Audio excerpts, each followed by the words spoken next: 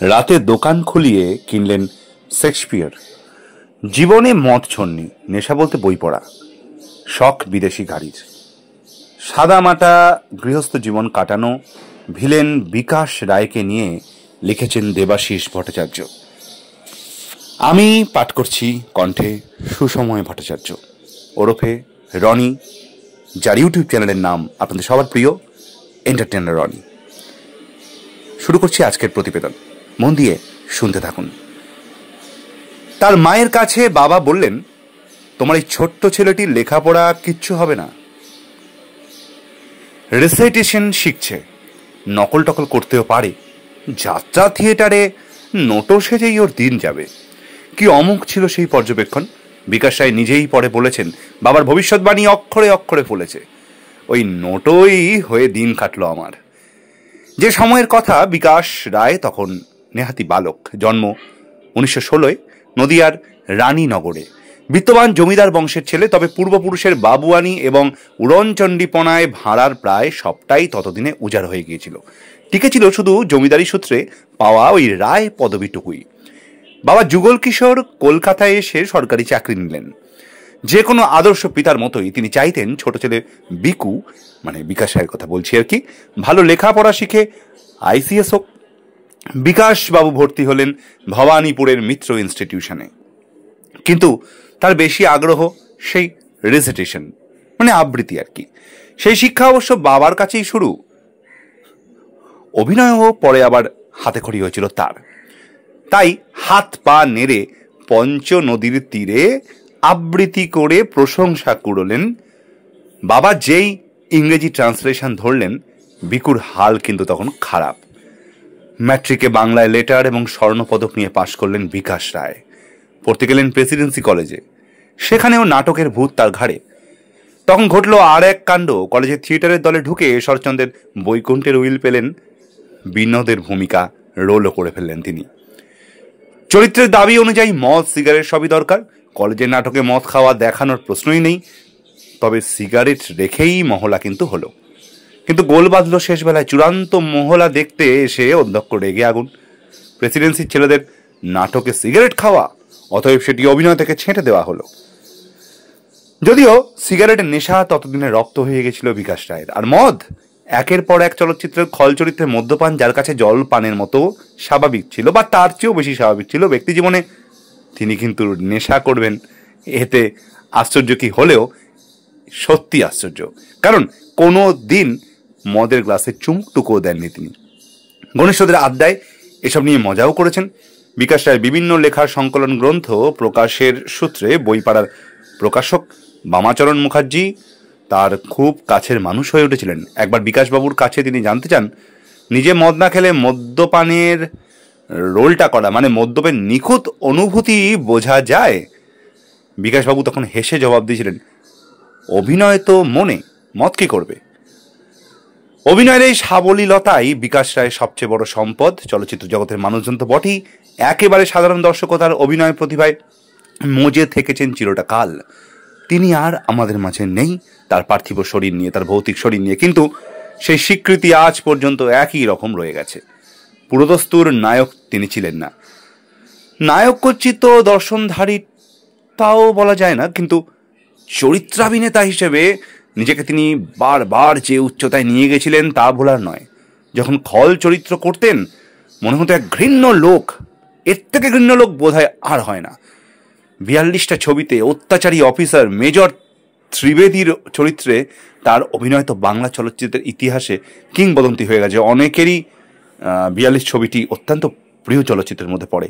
আবার যখন আরোগ্য নিকেতনে জীবনমশাই হয়ে পর্দায় এসেছেন, কিংবা উত্তর ফাল্গুনির মনীষ হয়েছেন, তখন সেই অভিনয় দেখে সম্ভ্রমে মুগ্ধ হয়েছেন দর্শকেরা। ছেলেকার বা ছদ্মবেশীর মতো কিছু ছবি তাকে চিনিয়েছে কমেডি অভিনয়ের দক্ষতার মাপকাঠিতে। বিকাশ রায়ের পাকাপাকিভাবে অভিনয়ে আসার আগে পথটি খুব মসৃণ, খুব একটা ছিল না। চড়াই উৎসাহী ছিল বিস্তর। সংসার প্রতিপালনের জন্য কঠিন লড়াই করতে হয়েছে তাকে। বিলেত ফেরত চার্টার অ্যাকাউন্টেন্ট দাদার অকাল মৃত্যু, বাবার চাকরি থেকে অবসর নেওয়ার পরে পরিবারের নিদারুণ অর্থকষ্ট, তারই মধ্যে তার বিয়ে, অন্য সংস্থানের জন্য হাড় ভাঙা খাটুনি ছিল তার। সকালে টিউশন দিয়ে শুরু হতো দিন, তারপরে বাস ভাড়া বাঁচাতে ভবানীপুর থেকে হেঁটে হাইকোর্ট পাড়া। ভাগ্য অন্বেষণে এদুয়ার সেদুয়ার। প্রেসিডেন্সি থেকে অনার্স নিয়ে বিএ পাশ করেছেন, আইন পাশ করেছেন। ওকালতি করতে গিয়েও সুবিধা খুব একটা হয়নি। বহু ঘাটে ঘুরতে ঘুরতে দ্বিতীয় বিশ্বযুদ্ধের বাজারে অল্পদিন মোটা বেতনে সিভিল ডিফেন্সে পাবলিসিটির চাকরিও করেছেন। কাজ করলেন একটি এরোড্রোম তৈরির অফিসেও, কিন্তু কোনোটি তার জীবনে স্থায়ী হলো না। অনেক কম টাকায় যোগ দিলেন রেডিও চাকরিতে। মাইক্রোফোনের আকর্ষণ তাকে টানছিল বারবার। নানা বাঁক ঘুরে সেখান থেকেই তিনি একসময় পৌঁছলেন সিনেমার জগতে। দেশ তখনও স্বাধীন হয়নি। সিনেমায় নামার আগে স্ত্রীর অনুমতি নিয়েছিলেন বিকাশবাবু, কারণ এমন একটি কাজে পদে পদে নানা হাতছানি থাকে, নিন্দা রটতে দেরি হয় না। স্ত্রী কিন্তু মুক্ত মনে সায় দিয়েছিলেন। তিনি জানতেন তার স্বামী কত খাঁটি। বিকাশবাবুর একমাত্র পুত্র বিজ্ঞান গবেষক সুমিত রায় 54 বছর আমেরিকা প্রবাসী। পিতৃ স্মৃতি রোমন্থন করতে গিয়ে ওই ঘটনা শুনিয়েছেন তিনি নিজেই। বলেছেন, আমার ঠাকুরদা তখনও জীবিত। তিনিও মাকে জিজ্ঞাসা করেছিলেন, শুনেছি সিনেমা লাইনটা অতি খারাপ, লোকে নাকি কুসঙ্গে পড়ে, সংসার উচ্ছন্নে যায়, তো বিকু এই লাইনে গেলে সামলাতে পারবে তো? মা সম্মতি দিয়েছিলেন এবং বাবা আজীবন পরিবারের সেই মর্যাদা রক্ষা করে গেছেন। 47-এ মুক্তি পায় বিকাশ রায় অভিনীত প্রথম ছবি অভিযাত্রী। ছবির কাহিনী, চিত্রনাট্য, শিল্পী নির্বাচন ইত্যাদি দায়িত্ব পেয়েছিলেন তার রেডিও জীবনের বন্ধু জ্যোতির্ময় রায়। তিনিই নিয়ে যান বিকাশবাবুকে। আশ্বাস ছিল নায়ক হবেন। পেলেন 4 নম্বর চরিত্র, 5,000 টাকাও সঙ্গে পেলেন। মন না মানলেও অবস্থা তো মেনে নিতে বাধ্য হলো এবং বাংলা চলচ্চিত্র জগৎ পেয়ে গেল অভিনেতা বিকাশ রায়কে। প্রথম ছবির পরিচালক হেমেন গুপ্তের কাছেই বিকাশবাবুর দ্বিতীয় ছবি ভুলি নাই। সেই সঙ্গে পরিচালকের সহকারী হয়ে বুঝতে শুরু করলেন চলচ্চিত্র নির্মাণের অভিসন্ধি, যেটা পরবর্তীকালে বিকাশবাবুকে নানাভাবে সাহায্য করেছেন। পরিচালনা, চিত্রনাট্য তৈরি, প্রযোজনা সব ক্ষেত্রে তার বিচরণে দীর্ঘ সময় জুড়ে সমৃদ্ধ হয়েছে বাংলা ছবি। 1951 সাল, একের পর এক ছবি করতে করতে অভিনেতা বিকাশ রায় তখন বেশ পরিচিতি পেয়ে গেছেন। সেই সময় হেমেনবাবু তৈরি করেন 42। ছবিতে নৃশংস অত্যাচারী মেজর ত্রিবেদীর ভূমিকায় অবিস্মরণীয় অভিনয় করেন বিকাশ রায়। দেশ তখন স্বাধীন হওয়ার আবেগে উত্তাল। পর্দায় স্বাধীনতা সংগ্রামীদের উপর মেজরের অত্যাচার দেখতে দেখতে মানুষ এতটাই ক্ষেপে উঠেছিলেন যে রাস্তাঘাটে বিকাশ রায়কে দেখলে তাড়া করার ঘটনাও ঘটত। ছবির প্রিমিয়ারে তাকে দেখতে পেয়ে জুতো তুলে ছুটে এসেছিলেন অনেকে। একজন অভিনেতার জীবনে এর চেয়ে বড় পুরস্কার আর কি হতে পারে বলুন? স্মৃতিচারণায় সশ্রদ্ধ হলেন অভিনেতা বিশ্বজিৎ চট্টোপাধ্যায় স্বয়ং। 42-এর বছর দশেক পরে মায়ামৃগ ছবি, সেখানে বিকাশ রায়ের সঙ্গে প্রথম কাজ করার সুযোগ পান বিশ্বজিৎ বাবু। মানে আমাদের প্রসেনজিৎ চট্টোপাধ্যায়ের বাবা আর কি। যদিও বিশ্বজিৎ বাবুর আইডেন্টিটি নিশ্চয়ই প্রসেনজিৎ চট্টোপাধ্যায়ের বাবা হিসেবে হতে পারে না, বিশ্বজিৎ চট্টোপাধ্যায় ইজ বিশ্বজিৎ চট্টোপাধ্যায়। তবুও আজকালকার আমার যারা সদ্য সদস্য, কচিকাঁচা সদস্য আছো, তোমাদের সুবিধার্থে আমি জাস্ট এই উপমাটা ব্যবহার করলাম। একেবারে নায়কের ভূমিকা। উত্তম কুমার ছিলেন একটি বিশেষ চরিত্রে। বিশ্বজিৎবাবু বললেন, বিকাশদাকে সামনে থেকে দেখার সুযোগ এর আগে হয়নি, কিন্তু তার 42 দেখে শিহরিত হয়েছিলাম। অভিনয় এমন হয়। প্রথম দিন পরিচয় করিয়ে দিলেন ছবির পরিচালক চিত্ত বসু। বিকাশবাবু নবাগত নায়ককে বললেন, নতুন এসেছ, হিরো রোল, তুমি তো অভিমন্যু বধ হয়ে যাবে হে। মানে প্রথমটা বুঝতে পারেনি বিশ্বজিৎ বাবু। নিজেই হেয়ালি ব্যাখ্যা করে বলেছিলেন বিকাশ রায়। হেসে বলেছিলেন বিকাশবাবু, তোমাকে কাদের পাশে অভিনয় করতে হবে জানো? ছবি বিশ্বাস, উত্তম, সন্ধ্যা রানী, আমিও আছি প্রমুখ। সবাই ঘিরে থাকবো, কিন্তু তুমি চক্রবুচ্ছে একা অভিমন্যু। কেউ বেরোনোর জায়গা দেবে না, বেরোতে পারবে তো? শুনেই কেমন একটা ধাক্কা লেগেছিল। অকপট স্বীকারোক্তি বিশ্বজিৎ বাবুর। তার মনে হয়েছিল আমাকে দমিয়ে দেওয়ার জন্য বললেন নাকি। তারপরেই তিনি বুঝতে পারলেন বিষয়টা একেবারে উল্টো। আসলে বিকাশবাবু যা বলেছেন সেটা অগ্রজের উপদেশ। বিশ্বজিৎ বাবুর কথায় সেদিন বিকাশদার কথা কিন্তু আমাকে সচেতন করে দিয়েছিল আগে থেকেই, কিন্তু আমি বুঝেই গিয়েছিলাম পর্দায় টিকে থাকতে হলে নিজের ক্ষমতা উজাড় করে অভিনয় ক্ষমতা দিয়ে নিজেকে চেনাতে হবে। এখন থেকে এটাই হবে আমার ধ্যান জ্ঞান। পরে বিশ্বজিৎ বাবুর পরিচালনায়, প্রযোজনায় একাধিক ছবিও করেছেন বিকাশবাবু স্বয়ং। ছোট বড় যে চরিত্রই হোক, নিজেকে সেই অনুযায়ী তৈরি করার কাজে বিকাশ রায় কোনো দিন ঘাটতি রাখতেন না। যখন তিনি রীতিমতো নামডাকওয়ালা, তখনও সেই অভ্যাস তিনি ছাড়েননি। শর্ট দেওয়ার আগের মুহূর্ত পর্যন্ত চরিত্রায়ন নিয়ে নিজের মতো কিছু না কিছু ভেবেই চলতেন। অভিনেত্রী লিলি চক্রবর্তী শুনিয়েছিলেন তেমনই এক টুকরো অভিজ্ঞতার কথা। টেকনিশিয়ান স্টুডিওয়ে কোনো ছবির একটা শুটিং চলছে, তিনি করছেন।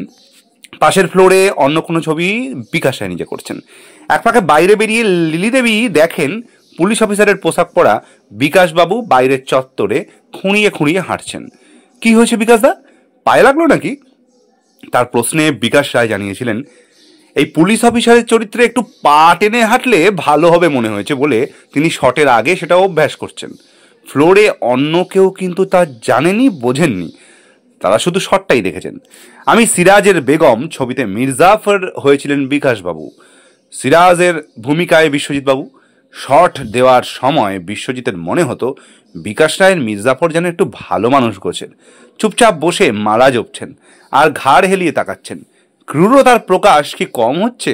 তখন সংশয় ছিল বিশ্বজিতের।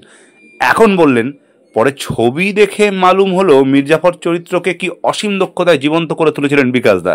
ওই ঠান্ডা দৃষ্টিতে কি অসম্ভব কুটিলতা, ভাবা যায় না। প্রমথেশ বড়ুয়া ছিলেন তার প্রিয় শিল্পী।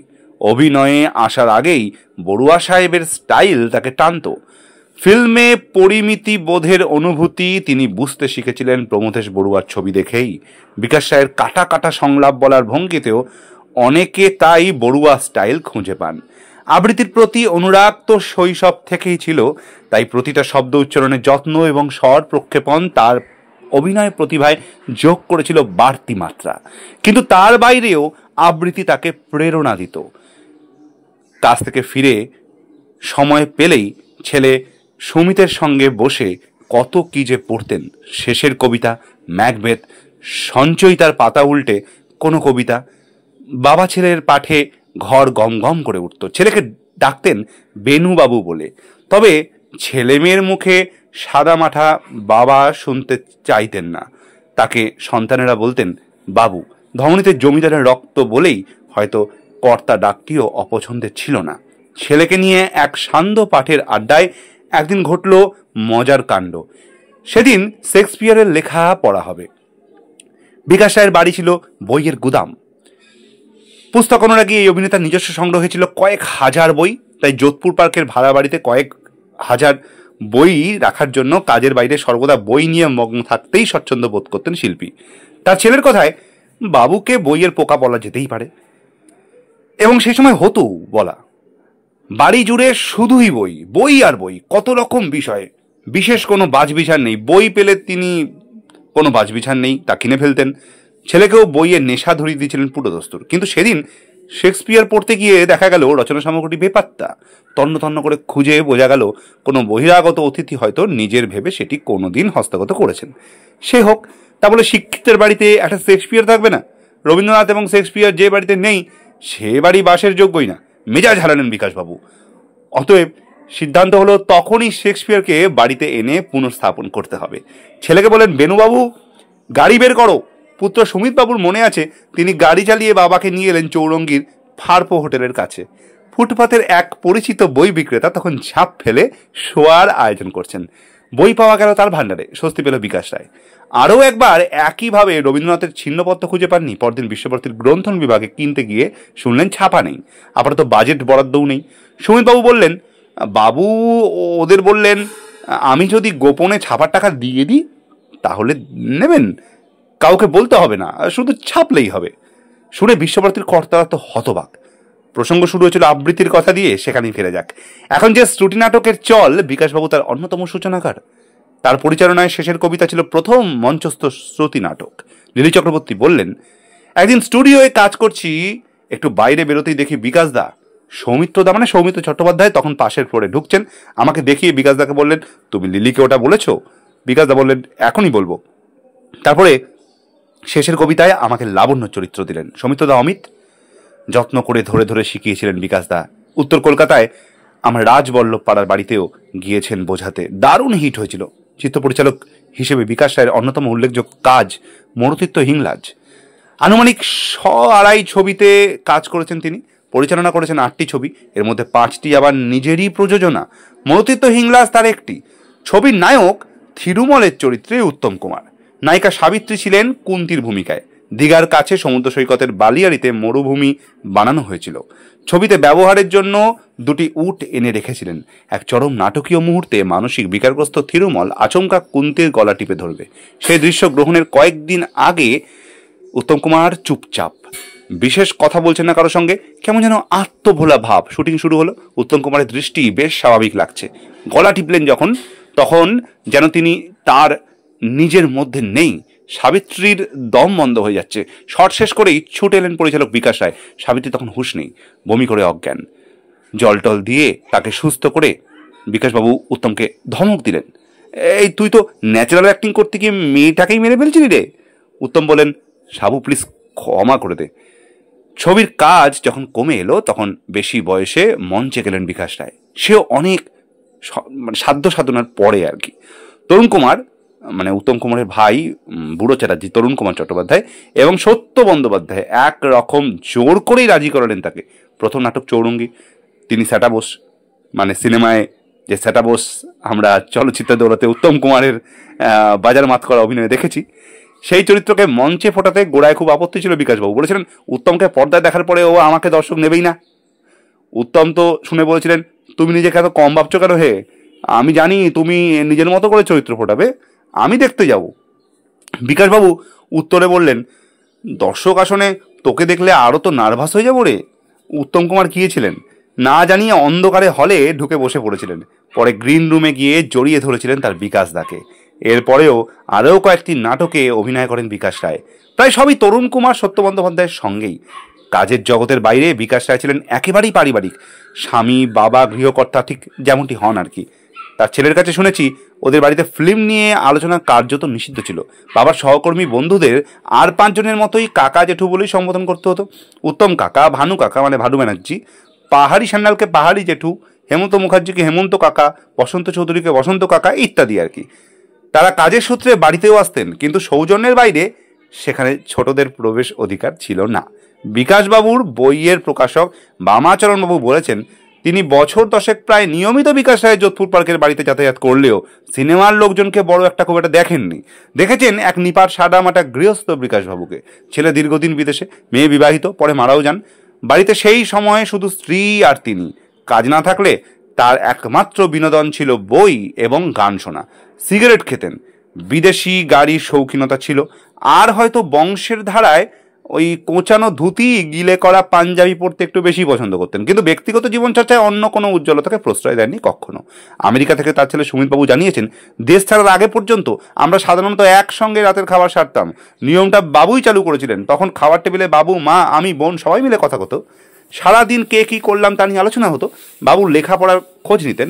হাঁপানির প্রকোপে গলার স্বর যখন ভেঙে গেল তখন নিজেই সিদ্ধান্ত নিলেন, আর নয়, এবার সরে দাঁড়াতে হবে। স্ত্রীকে বলেছিলেন, যা দিতে চাই তা দিতে পারবো না, মানুষ যা চাইবে পাবে না। এই অবস্থায় কাজ করলে দর্শকদের সঙ্গে প্রবঞ্চনা করা হবে, সেটা সইবে না। ছেলে চেয়েছিলেন বাবা মা তার কাছে আমেরিকায় গিয়ে থাকুন, কিন্তু যাননি।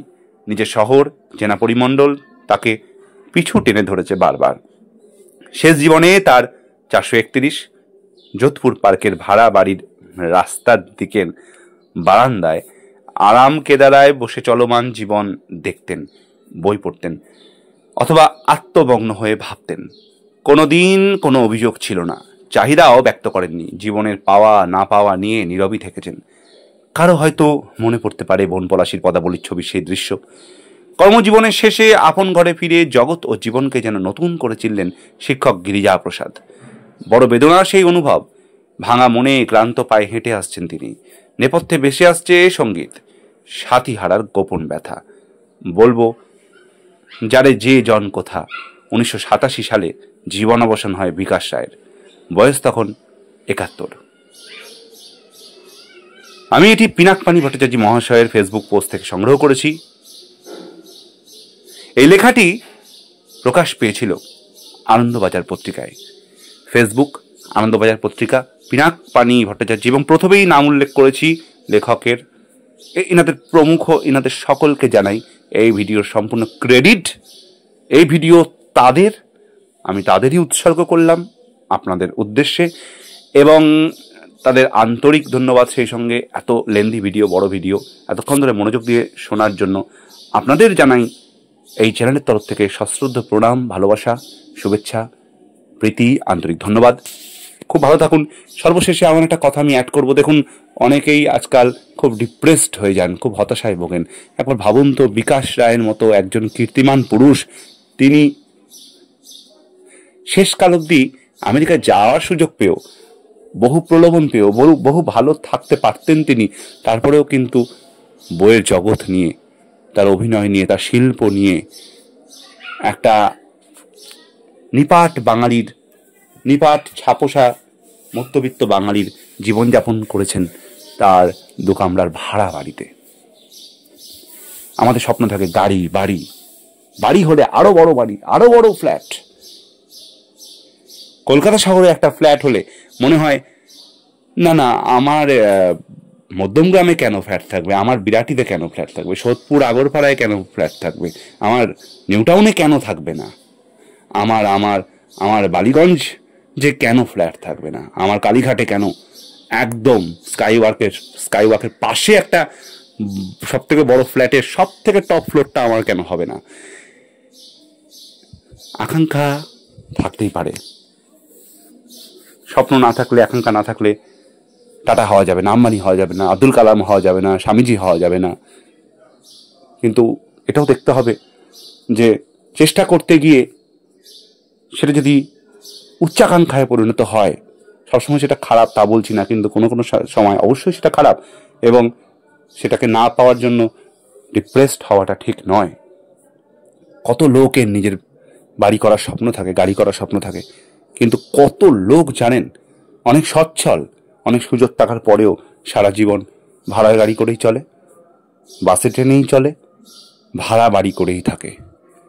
তো ডিপ্রেশনকে কখনো আসতে দেবেন না। বিকাশ রায়ের চরণে, রাতুল চরণে আমার সশ্রদ্ধ প্রণাম।